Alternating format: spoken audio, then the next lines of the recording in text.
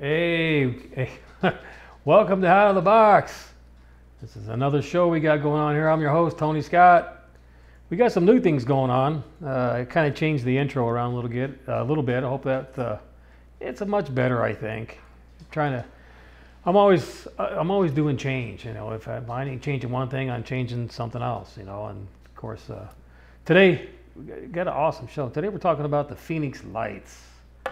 Back in 1997, March 13th, as a matter of fact, they saw a bunch of lights, about six of them, six orb lights, six lights in a V-type fashion. Dr. Lynn Katai this is Lynn Katai. She's the one who went out and filmed these lights. She actually saw them, and she kind of ran back in to don't show that, please.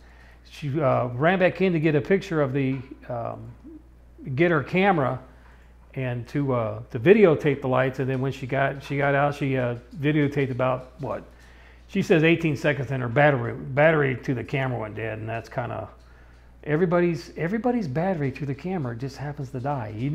Nobody ever has a fresh battery to record more than 18 seconds, because in order for anybody to see if what you have is real, we need many minutes or seconds as possible of your video. And the one I saw on YouTube is 18 seconds is really not a lot of time to decipher it, but it is something that she did see. And here's a picture, as a matter of fact, here's a picture of what she saw. Yeah, these are the lights that she saw. The top right is she said they were amberish type orange, and the bottom ones is actually they're white, and that's what the video was showing. I think to the left, I got in the description. There's a movie called The Phoenix Lights. It's a free movie documentary. She did a documentary, and I got that in the description. Check that out. And there's a second one, it made in 2016 about the same phenomena. But what I noticed in the picture that you're currently looking at is the top left 3 lights are what is encompassing every light in the top right. So I think there's 7 lights in the top right, and each one of those lights encompasses those 3 lights. Not sure how you could ever do that, because actually this video that was taken I want to say it was taken at night. It was pitch black night, and you're going to get a lot of noise out of any video camera whatsoever. So if you even digitally zoomed after you're done taking the video and you zoomed in, you're never going to get what you're seeing on the top left-hand side in a million years. Actually, I shouldn't say a million, but you know, whatever. 1,000 years, you're never going to get that. That was done. That was recreated somehow. How she saw 3 lights is beyond me. I mean, if you saw them pass overhead and you saw each canister, a canister would represent a light, and you saw those 3 things in there, okay, well then, yeah, that I could see that. But if you look at the perspective of the top right top, and the right hand bottom side, the perspective's much different than the top left. It's skewed. It's skewed more. In other words, you'd be standing directly below the top left one, and at the far right hand one, where she lives in Phoenix. I think I got when I was watching the video, she said she lives somewhere in Paradise Hills, Paradise something. I caught the word paradise, and kind of went to Google Earth Pro and mapped out where I thought she would have been. And there's actually a mountain on the bottom left. So I'm not sure if this is actually her picture or not. I'm not sure. I'm pretty sure it is. But if it is, I question the top left-hand side. Anyway, where the lights are, to her perspective, where she was standing, if I'm correct, would be about anywhere between 16 to 25 miles. Now, I know that she said that some people say that the lights that they say they saw many different lights, and they apparently or could have started in Las Vegas, Nevada, in Henderson, and then moved into the Phoenix area, which would have been these lights right here. But if that is 25 miles, and I did the math, and calculated the distance between one of those lights to the far end light would have been 4 miles, and that's huge. And she referenced somebody saying it could have been 8 miles. That's twice 4. It's even twice as big. It's hard to believe something that big flying around Phoenix. I couldn't even fathom that. It's very, very interesting. Now, if you take a look at, she says a lot of people now they called Luke Air Force. I do believe she called Luke Air Force Base and tried to confirm some of these sightings. And I think that the Sky Harbor Airport was called as well, and Luke Air Force Base actually told her and probably led other people to believe that they were actually flares. Now I gotta get a picture of what the flares look like. Here, you take a look at this here. Now these are the top row are apparently her pictures, and the bottom row are flares. And you can see all these flares. All they have is they have smoke trails from them. So what the people in Phoenix saw in 1997 were not flares. You can definitely rule the flares out. So that's really interesting, interesting to see. Now I don't know if the Air Force had anything to do with it. I know she said that it could have started in somewhere in Nevada over Henderson this happened in 1997. I was actually here in Las Vegas in 1997 and never saw it. Now, would I have seen it? Well, I'm a big UFO buff, and I definitely would have seen it, and it didn't happen here in Vegas. I didn't see it. Now, whether I missed it, I could have missed it, and I could have been bombed somewhere in some casino, or I could have been gambling in a casino, whatever. I could have missed it. I could have missed it, but I didn't see it.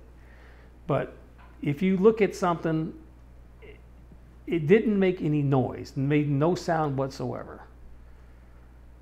And somebody referenced a wind sound, a whooshing wind sound. You figure something that big, and now grant you from one side, one light to the other light, that was the 4 miles.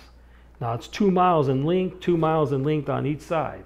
That is huge, guys. Guys, that is incredibly huge.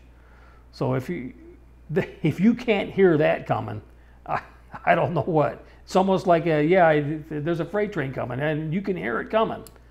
It's making noise. Now whether this thing made noise, they said it didn't make any noise. It was silent.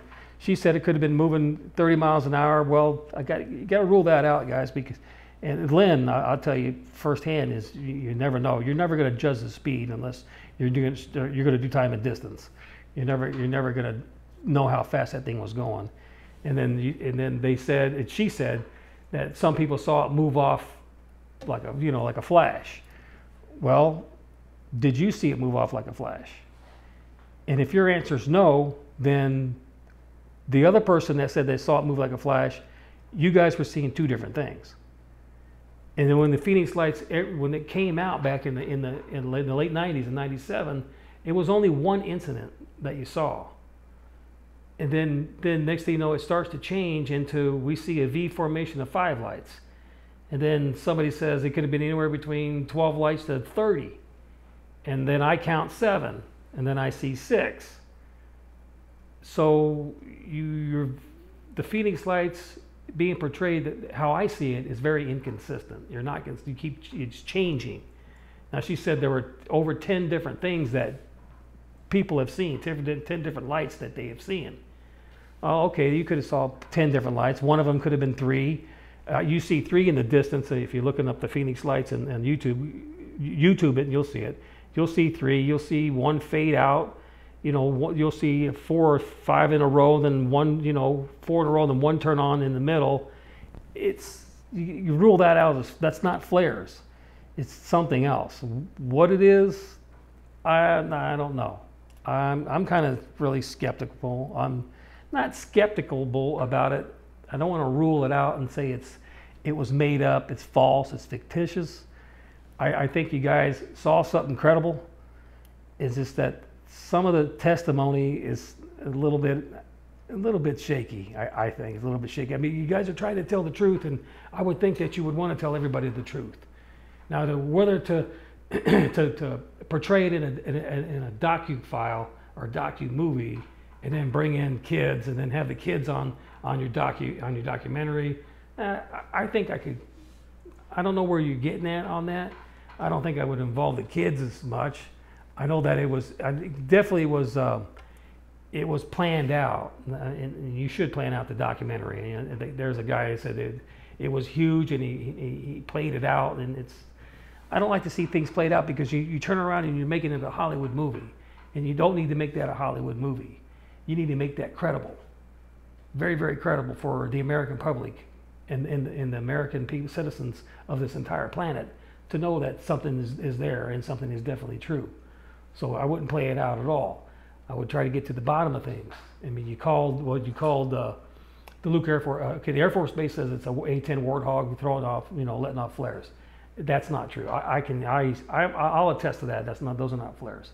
You call Sky Harbor Airport, and then we see it on our binoculars, but we don't see it on radar. Well, okay, if you don't see it on radar, means you're going to have to be under the radar scope, which basically is about 500 feet. And if that's something 4 miles at 500 feet, that's going to freak everybody out. Everybody in the whole city is going to see this thing, and that's not the case. And you're seeing it in front of what you call South Mountain, which I looked up South Mountain. South Mountain, the highest peak in South Mountain is about 2,500 feet, and you're seeing it above South Mountain. Okay, you're not going to see it go below. You say you saw it in front of South Mountain, and of course sometimes. I think I saw some of it, and I don't think you had enough tape for it to go below it. But maybe that was one of the lights kind of flashing out, and then you see kind of a couple more come on, or it looks like maybe they would have rose above it, but they wouldn't have rose above South Mountain unless you're counting the Estrella or the Estrella. I don't know what type mountains are. The ones right next to it. If you're counting that, if you guys in Phoenix call that whole range South Mountain, okay, that's fine. Those are much bigger, so it definitely wouldn't have gone behind South Mountain. You definitely would have been in front of it, because it would have been in the Phoenix Airport's view. They would have seen that for sure. Especially if it's end to end is 4 miles, and a V formation end to end is 4 miles. So you guys definitely saw something that was really incredibly huge. What that thing was doing here, I don't know. I don't think you're making it up.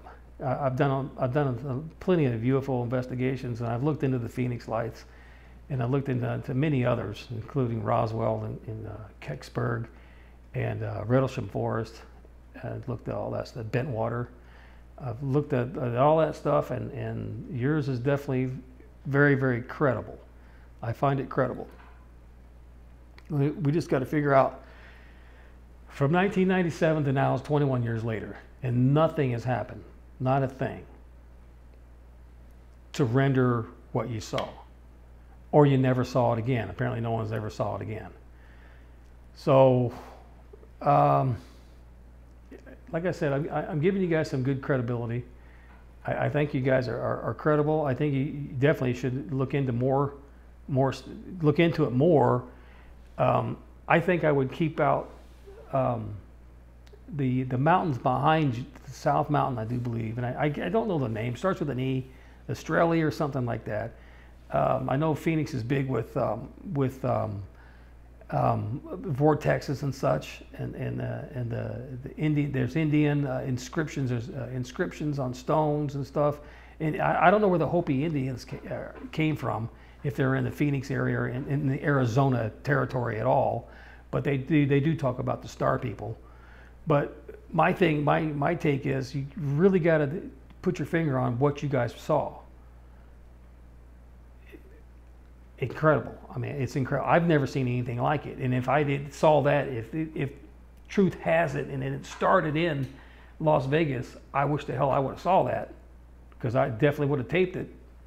If I had, I don't know where cell phones were at that time. I know the image stabilization, you could hold a camera and it'd be a little shaky, because IS came out and I think Nikon came out with theirs in or Sony Nikon camera. It all came out in about 1995, and this happened in 97. So you would add image stabilization. The only thing is at night, everything becomes noisy at night with cameras because you got to jack the ISO up in order to see anything, or it's going to be flat dark. You use an ISO 100, it's going to be completely dark. You got to start pumping your ISO up until you let as much light in as possible. The sensor accepts all this light, so you're able to see it. But the trade-off is you got you got noise like crazy, and it's hard. It's hard to film something that you filmed with that camera. And I know you don't have any manual controls to whatever camera you're using back in 1997, so you can't adjust that. All you can do is just point and press record, and then hope it comes out. And then from what I saw is when you digitally zoom that in, you pixelate everything. So there's no way you could have been able to tell those 3 lights encompassed into one of those lights. There's no way. I could rule that out. That's not true. It could never be true. Those 3 lights look like somebody may have Photoshop come a long way, guys. You come and go in Photoshop, make that up, and then make it look good. I'm pretty much sure that's what you did. I think that's what that light was. So the other ones, I'm not real sure. I'm unsure of. I mean, there's a lot of people that may have called in. What you call the Phoenix paper, the Gazette. I don't know who you called. But you call in, and then we don't know what they are. The tower doesn't know what they are. They're not on radar, but you could see they could see them with the naked eye, and you saw them on your deck.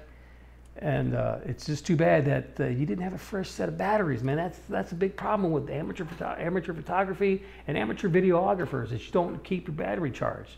You go out there lollygag, with the kids on a Sunday picnic, and boom, boom, boom, you recorded all that, and then you put the camera away for 6 to 8 months, and then you see this, and then all of a sudden, 18 seconds, battery's dead. Dang, too bad.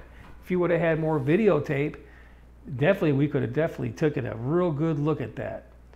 But if you had 5 minutes of tape, guarantee we could have found out if they stayed static or if they moved. Apparently they moved. Apparently somebody seen them move overhead, right? And then you see them in front of South Mountain, and they're just standing there stagnant, not moving at all. I see the lights flickering, but I'm gonna have to rule that atmospheric disturbance between you and the light. There's atmospheric disturbance in there, so it makes it look like it glitters. How one turns on and turns off, I couldn't tell you about that. I mean, I know that even in the spot that you were taking this, if there were some pictures I ran across on the internet, there was a mountain on the left-hand side. It could have been a house, the mountain in the front, and then the skyline in the back.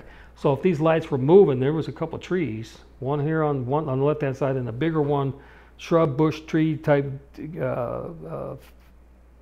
growth on the right-hand side. So if this thing was moving and it moved in front of the tree, well, you're going to see it slowly die out. So maybe that. It's something to consider, you guys. I don't know. I don't live in Phoenix. I live in Las Vegas, so I'm not sure. But that if you see something start to flicker out, it's because there's some branches here, and a thicker branch here, and it's going behind this branch, and it's dying out. So that would be the case there. I would definitely try to take a look at that. Like I said, the biggest problem about UFOs and the things that people see are witness testimony. Now, if you look at witness testimony, you got to be able to believe the witness. The witness has to be credible, and the witness has to have some sort of evidence towards it, and speak on towards that. So, if you're a sole witness to your own testimony, no one's ever going to believe you. I don't care what you saw; it ain't going to matter. But you have videotape, which is credible. I got to give you pointers on that, Lynn, that you have that tape. Nobody else has. I don't see any other video anybody has. I didn't really see all 18 seconds of it because you never made that public. It's always it's a quick insert, and it's digitally zoomed. people have that big problem, and I think probably I would, if I saw something, I would try to zoom in closer to see if I can get a good picture of it, get a good, a good view of it. Zoomed in, but you're digitally zooming it. And that's the worst thing you could ever do when you digitally zoom, is now you become shaky and the whole picture's shaking. That's no good. Stay zoomed out, because who knows? You guys may see that again. Have your cameras ready. Have your cameras ready, and have a tripod with you. At least some kind of tripod, something that makes that camera stable, so it doesn't shake. Even though the camera doesn't have image stabilization, it's going to help you out. But have it steady, so you can take a good shot, and a good long shot, as long as that thing stayed in the air. I mean, how long did that thing stay in the air over South Mountain?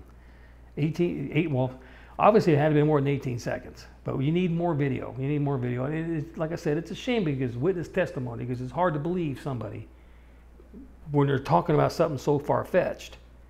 Now, are those lights far-fetched? Well, you're saying they're amber, they come out white. Cameras obviously seeing a white light, not amber. You would think the camera's going to see amber.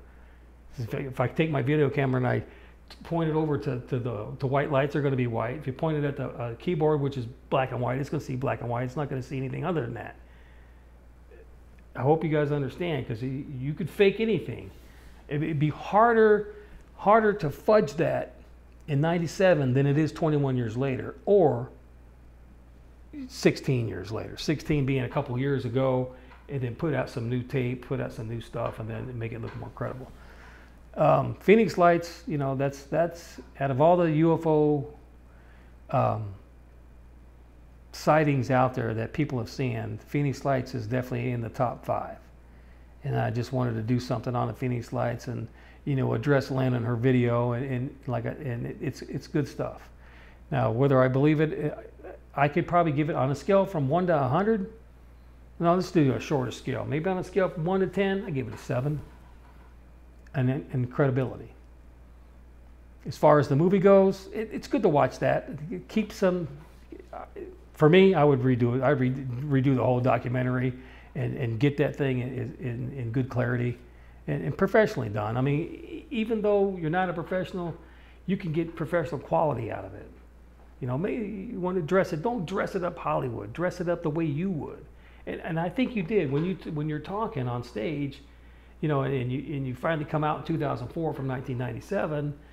You can hear the little nervousness in you. Well, it's okay to be nervous, nothing to be afraid of. No one's ever threatened your life saying, you could take this to the news media. We're gonna end you. We're gonna take you out in the desert. Well, it was already out of the news media, and you're still around. So you got to kind of rule that stuff out.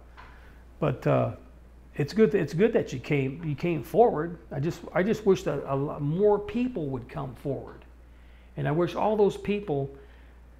Not necessarily the people, but I wish there would be more people that would come forward and then tell their story. It's too bad there's not a YouTube channel, a Facebook channel that's about the UFO community of people who want to tell their testimony, video testimony, not just audio testimony. I love George Norrie. I love Coast to Coast AM radio. He's great. He's fantastic. But video testimony of what you saw, and then just tape everybody that's seeing something, so we can get all this information and together, and then come up with a separate team other than MUFON, just a separate team, and then go out and then go to these places and do your own investigation, not investigative work that has already been done on past cases. We want to start. It's like starting fresh. Get out there and start fresh and get something new. And I really wish. I don't know. Maybe I'll do it, but. I like to do. It's hard to do Roswell. It's hard to do anything without you got a full-time job, and you're doing this on the side. I'm doing videography on the side, and it's kind of tough, because you got to juggle it back and forth. When are you ever going to have the time to go out and drive hundreds and hundreds of miles, sit all day and set up the equipment, and then sit out all dang night waiting for something to fly across the sky. So. But there should be that. People should do that. We should have something new, because I believe there's something out there. Even the stuff that I saw, at the back, outside the back of the house here on the Las Vegas, Las Vegas range back out here in the back, where Gas Peak is at. I mean, it's interesting to see that from what I saw, and this is, I'll just tell you real quick, because it's nothing comparable to the Phoenix Lights, but when you see a red dot pop off the mountain and start to circle around the mountain, and then it fade, and I'm thinking, well, what in the world was that? And it was red. It was red like, you see red car light, red tail lights from a car when they put the brake on. It was red. And it faded out and disappeared. I'm thinking, what was that? I'm not real sure about that. Then again, another one. It just looked like somebody jumping off freebasing, but it didn't fall. It just took off the mountain. It was credible. I wish the hell I had a camera. But of course, I thought about getting a video camera, and of course, by the time you got to go get the camera and turn the thing on, and of course, make sure you got enough battery power to go back out and find out that it's gone. Well, whatever. I didn't videotape it, but I saw those two red lights, and I thought, man, it looks like, someone's trying to recreate the Phoenix Lights, but they're doing a really piss poor job. But it was kind of really interesting. How could anything, even if you took a flare and you lit it and you threw it off, well, it's going to go off and go down. This thing it floated down. So it was just like somebody had an ultralight. And it wasn't a flare because, like I said, you hit a flare, you see smoke. I was seeing smoke. You could just see, the sparks coming off and whatever, dripping molten, whatever the hell is in a flare, right? You didn't see that, just like a red dot. Just like if you pointed a laser at a white wall and just kind of moved it across. That's what it looked like. And then it just kind of slowly went out. But that's the witness testimony that I'm trying to tell you guys, explain to you guys, is do you believe what I just told you? I'm the only one who saw it. That's the bitch about witness testimony. Sole witness testimony. And the same thing in Vegas. And one more story before I wrap up the Phoenix Lights with you guys is, and I don't remember the year. I was working out at the airport, gate 37 to be exact. And there's a stairway that goes from the ramp up into the terminal. And then underneath the stairwell was a chair and table. People used to hang out, sit out, smoke cigarettes or whatever, just sit out there, have coffee or whatever at night.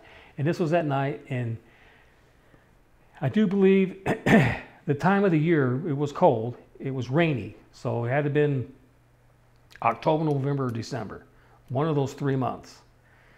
And I actually told this story once on our show. This is one of our past shows that John and I did. It was cloudy, and like I said, it was just got through, probably just got through some rough weather, some rainy weather, right? Dark clouds, and everybody, all the flights were landing to the north. And you can see when, as an airplane's landing, you see the light. You see the lights on the airplane, right? You can see them descending through the clouds, right? And you can see them still moving, coming towards the airport. And they're landing on runway, to the north, so it's runway 1, I do believe. You can see that. So then I'm watching this, and then there's another light that comes into view. And I'm watching it, and I'm still watching it. And guess what? It's not moving. And I'm going, well, wait a minute. If that's not an airplane, then what is it? So I'm still looking at it. And it just out of nowhere, from the point that I saw it, it moved from here to here and stopped. And I'm going, now wait a minute. Could that be a helicopter? No, a helicopter ain't going to move that fast.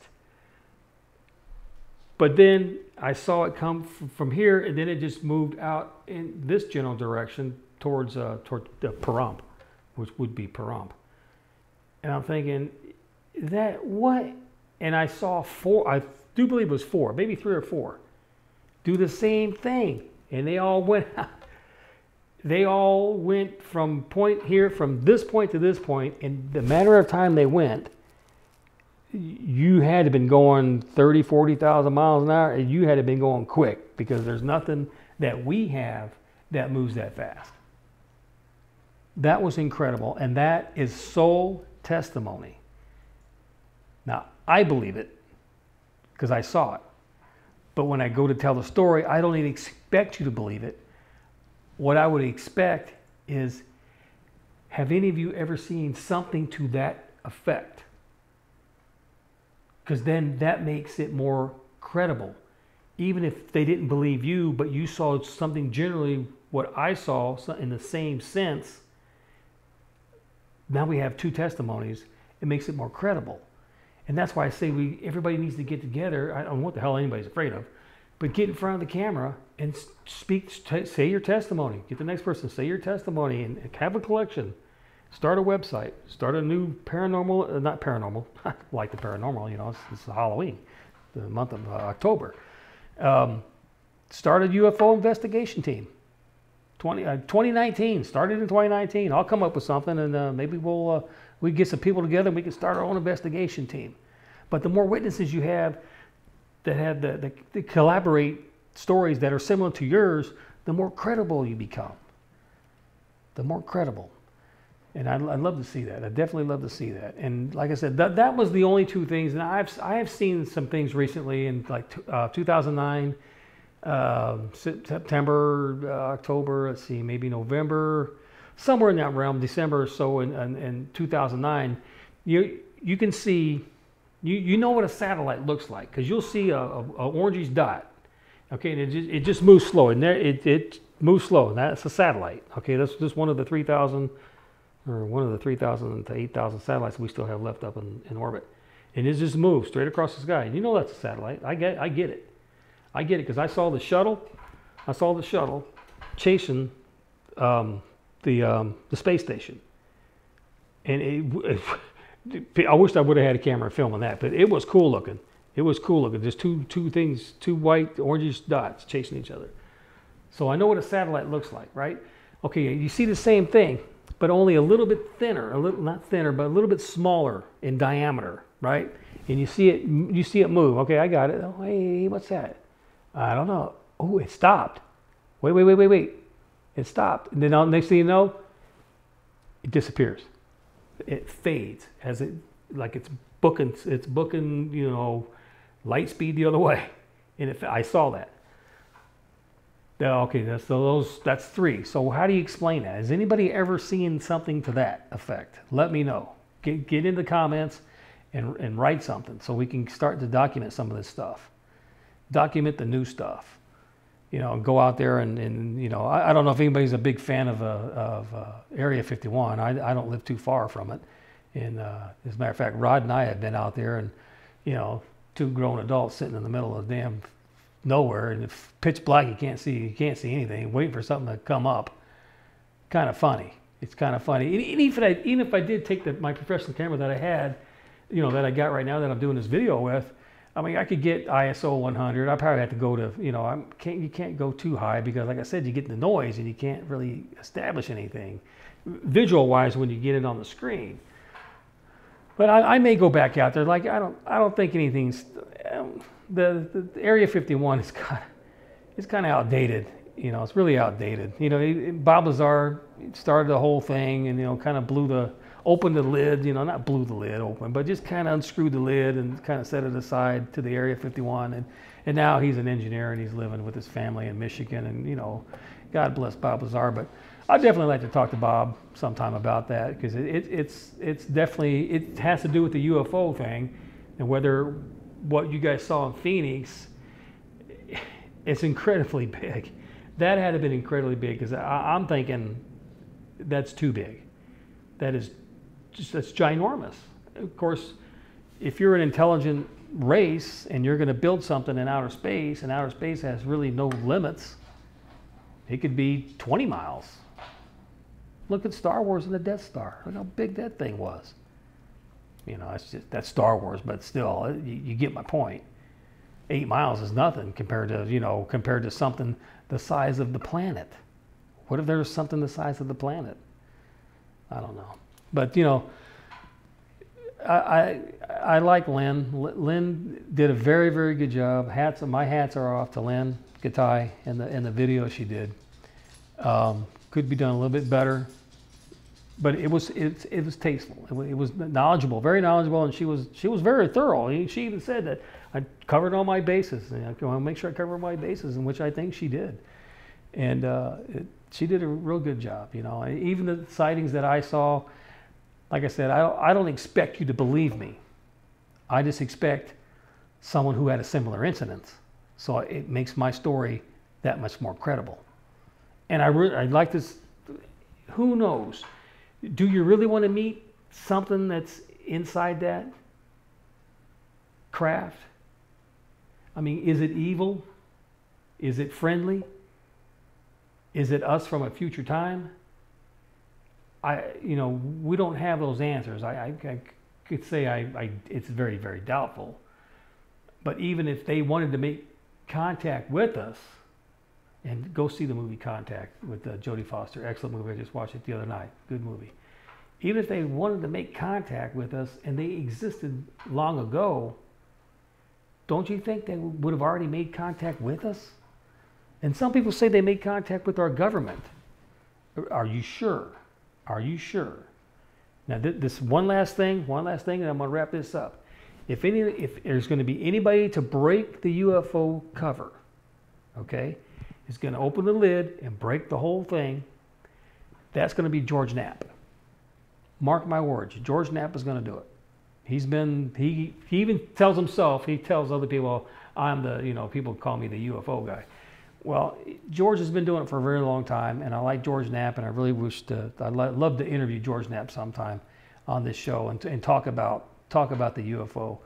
But you guys, remember when you're out there looking at these past cases, they all have one thing in common.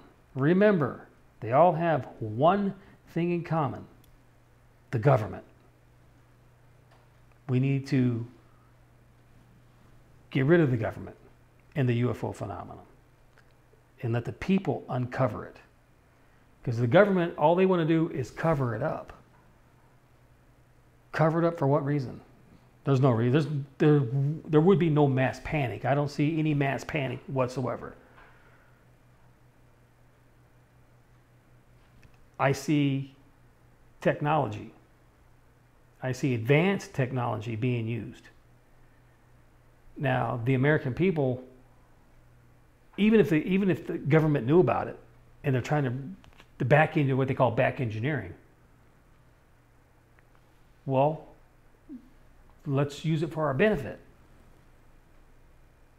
There's a reason. Benefit. This thing flashed from point A to point B in seconds. Well, couldn't you imagine just going from Los Angeles to New York in about 6 seconds? To your benefit. Not war. War does nothing. War kills. We don't want to be killed. We want to live better. In our current society today, we want to live better. And I know you do, I do. And if that technology is how to do it, then I say we get together and we go get that technology. What did they say in City Slickers? The Legend of Curly's Gold.